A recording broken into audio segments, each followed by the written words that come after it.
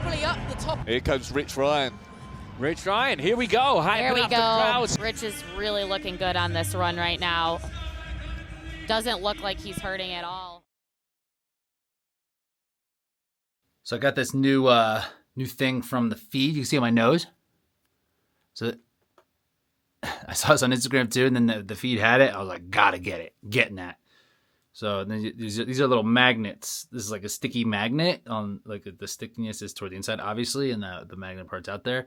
And there's a little strip. This is like a Breathe Right strip competitor. It's called Intake. You'll probably see it on Instagram as well. And then you pop it on. See if I can get that cool Instagram thing. Now I got a big old fat nose. Oh man, this does not look banging. Oh yeah, thinking about putting this in work and competition. I mean, it's like I am definitely breathing more in through my nose. It's like definitely less clogged for sure. How's that look? How does that look? I'm gonna wear it while I pack. I have so much stuff. I'm packing a lot of nutrition. Gonna pop it in this new bag from the feed, big old duffel, not carry-on size. So I have a whole bunch of Go bars. I'm bringing basically Go bars for every occasion. Bringing some strong greens here. I have some Keto IQ that I'm gonna take pre and post. I have some BPN Flight. I have my the new BPN Peak Sleep product here, which I'm gonna take with a little extra magnesium, some little protein. I have my water bottles from the feed. Got my cameras, of course, and then just packing a whole bunch of stuff. These are my race day shoe.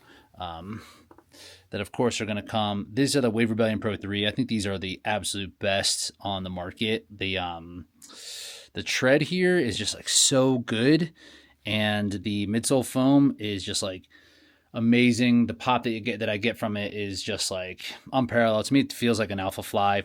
So they're definitely coming, and then just my regular old outfit, but lots and lots of nutrition that I'm going to be taking that I'll be displaying throughout the weekend. But yeah, this is kind of long. I'm spending I'm spending a good chunk of time in Vegas. I'm headed there on Wednesday just so I can account for any like travel disasters. And then I'm just going to be there until Monday morning, really. I'm sticking around over the weekend just to watch some races, and going to see Jabberwockies on Sunday. A gift from my parents. Been talking about it a long time, so I'm fired up for some Jabberwockies.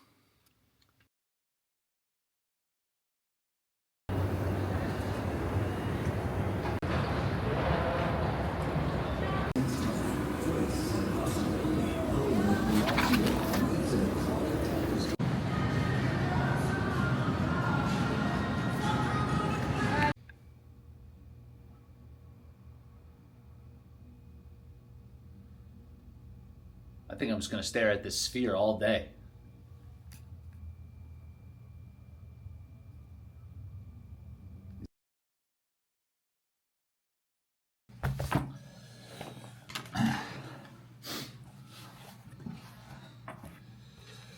So it's Thursday now. Got in on Wednesday. I made sure to take an extra day to just account for travel stuff. A race like this, which has a little bit more weight to it, is, I just wanted to make sure I'm just taking all the steps that I could. And travel wasn't great. It was, there was delays, and I got in later than I thought I was going to, and things were really kind of rushed after that. So I'm happy that I'm here. I have the full day. Today is mostly media opportunities, and I have a call with the feed in a couple of minutes here. And the media stuff, I don't really know. I'm generally an afterthought. I don't know where it is. They kind of told me the time slots, and they're just kind of like, it's more like come if you want kind of thing. It's like they have their key people, and then everybody else it doesn't matter. So I don't necessarily think it would matter if I went or not, but I do want to go. I want to check out what's going on. And just talk about HYROX. So plan for today is just taking it easy, man, and then just getting dinner later.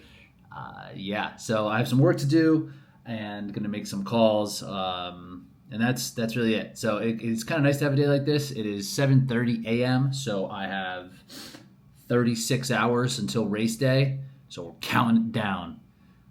We're counting down the minutes until we get to that start line.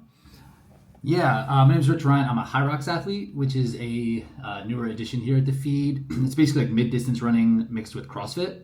I've actually just found and added swimming into my training repertoire, so I'm in awe of anybody who can move well in the water, so any triathlete, really.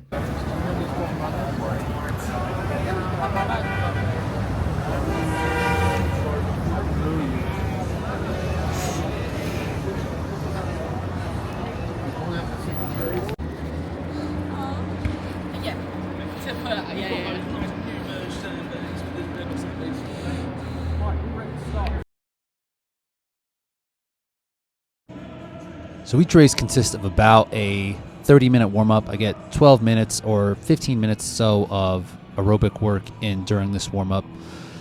I'm feeling good, feeling confident. It's time to put on the shoes. I got the Mizuno Wave Rebellion Pro 2, which I had highlighted earlier, and these make me feel like I'm ready to rock. I've taken some energy, mostly electrolytes, some GM1 Sport from BPN. Then I get a hit of my inhaler, as I've had asthma my entire life, so this is definitely part of my routine before pretty much any workout as well. And then we're ready to go.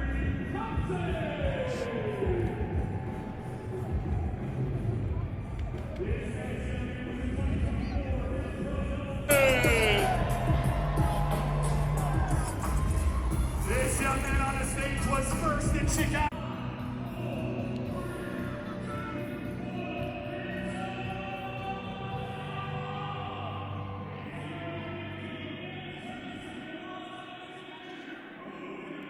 So the first run got out hot for sure, but I was exactly where I wanted to be. It felt good. It felt comfortable. I came into the ski erg around fifth, or exactly in fifth place. During the ski, I knew this is where I needed to be. I'm executing the way that I need to execute. And if I keep on this pace, I'm going to do what I came here to do, which is qualify for Worlds and get on the podium. I pulled the pace back quite a bit here. I'm about at 148, where some of the competitors are going to be closer to 143. I know from my experience that I can't push too much harder on the ski erg than that and still come out and feeling okay. I knew I needed to make a big push on the sleds. So right here is all about just taking my time, feeling confident, and feeling comfortable. Then coming in the sled push, I was in the exact same spot. I didn't lose any ground on the ski erg from the pack. So I'm in fifth place coming into here. My main goal was to keep my head down and do what I needed to do on this sled push. I wanted to do a full length, completely unbroken, and then break one time for the remaining 3 lengths. I thought things were going well. The sled was moving decently. There was some friction for sure. It wasn't flying, but I was still moving it. I didn't realize I was getting passed by several dudes on the carpets further downfield. So again, I was just keeping my head down, trying to do what I could here, and I came out of here, I think, around 12th place.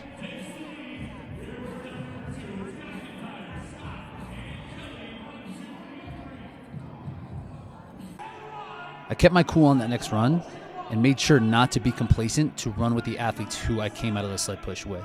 I had to be aggressive and not get caught up in a different race than I wanted to. Sled pull was a huge focus of mine, and I've been working really hard here, and I think I can move this thing really well. So I hustle hard during the transitions and pretty much send it during the sled pull.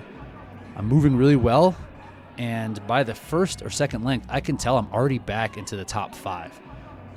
So I just kept focus, kept hustling, and came out of it in 3rd place. My typical race plan is to take it easy on the next run after sled pull, then come into burpee broad jumps and hammer them. This is a strength of mine, and I'm here in 3rd place. But it did not go as I planned from here on out. You can see early by the third rep, the ref has already gotten my attention. And on the fourth rep, I'm confused about where to put my hands and how I'm being judged here. My cadence is immediately broken. My attention is elsewhere. I'm losing focus, and I'm starting to get frustrated. I've watched this clip over and over to try to see if there's merit behind the way I'm being judged. The standard is we get 12 inches from the tip of our toe to the palm of our hand. And this judge is placing his foot directly at the tip of my toe and gesturing to his foot like that's where my hands need to go, which is giving me about 4 inches.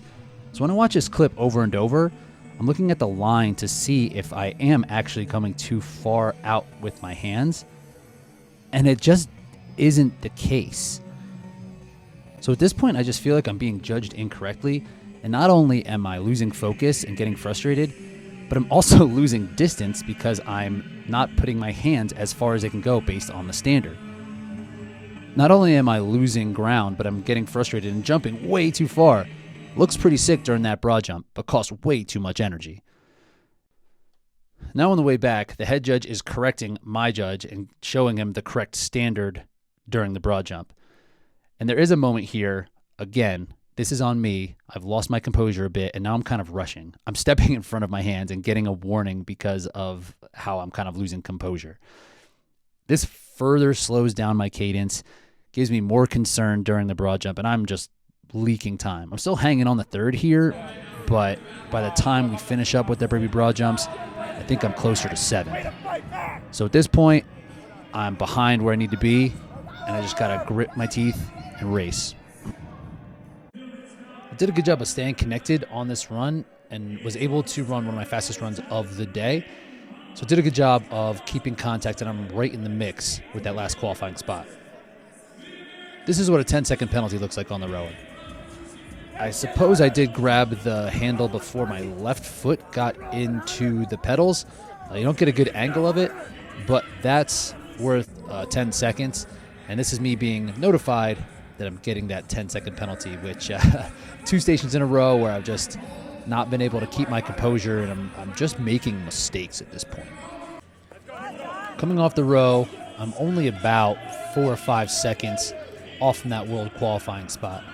So I've made peace with the race that I'm in, and I'm just trying to keep contact.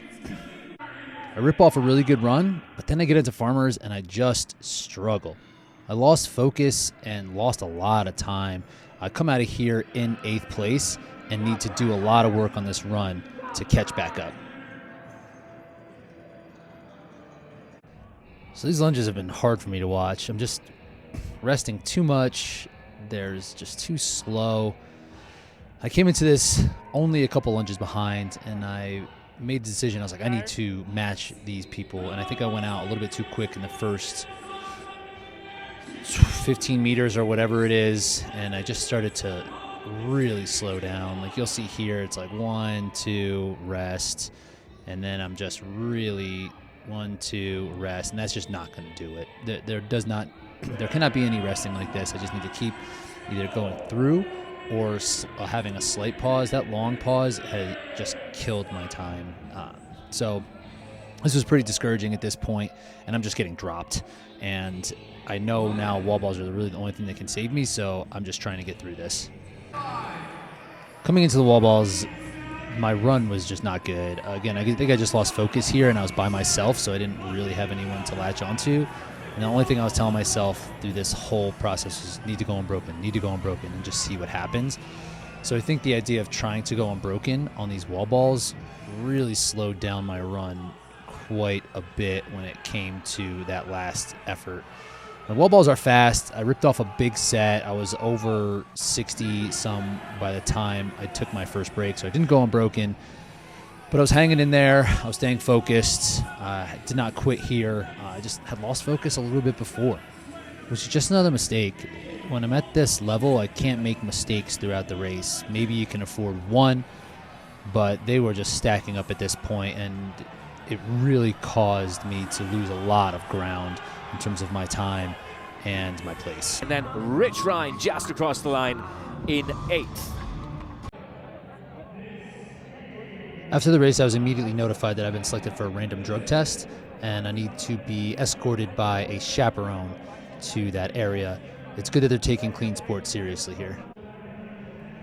Overall, there's a lot of room to improve, but at the end of the day, I gave it what I had and raced the race that I was in.